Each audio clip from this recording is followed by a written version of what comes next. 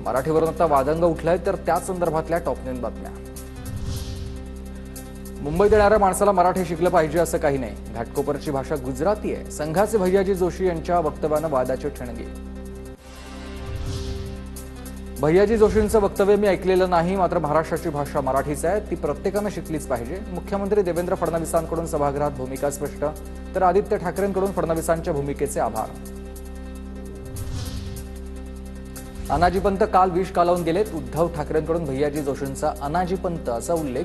भैयाजी जोशी हा चिल्लर माणूस हे जाहीर करा आणि जोशींवर कारवाई करा, ठाकरेंची मागणी। मुंबईची भाषा मराठीच, पण माझ्या विधानाचा गैरसमज झालाय। वादानंतर भैयाजी जोशींची सारवासारव। मुंबईमध्ये दुभाषिक बहुभाषिक लोक असून भाषेमुळे कधीच प्रश्न निर्माण न झाल्याचा दावा। मराठी भाषेचा अपमान सहन करणार नाही। भैयाजी जोशींच्या वक्तव्यानंतर विधान परिषदेत गोंधळ। जोशींनी माफी मागितल्यानं विरोधकांचा सभात्याग। जोशीबुवांनी काळ्या करू नयेत, भाजप विधानाशी सहमत आहे का, राज ठाकरेंचा सवाल। तर जोशींचं वक्तव्य ऐकलं नाही, मात्र महाराष्ट्राची भाषा मराठीच असल्याचं फडणवीसांचं उत्तर। भैयाजी जोशींचं वक्तव्य राजद्रोह। भैयाजी जोशींचं वक्तव्य महाराष्ट्राचा अपमान नाही का, संजय राऊतांचा सवाल।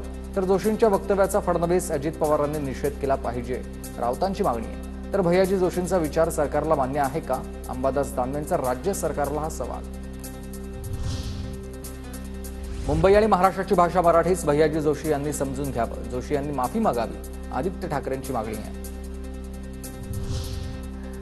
भैयाजी जोशींचे वक्तव्य म्हणजे मोठं षडयंत्र, मुंबईला महाराष्ट्रापासून तोडण्याचा डाव असू शकतो। तर जोशींनी हुतात्मा स्मारकावर येऊन नाक घासून माफी मागावी, सचिन खरात यांचा हल्लाबोल।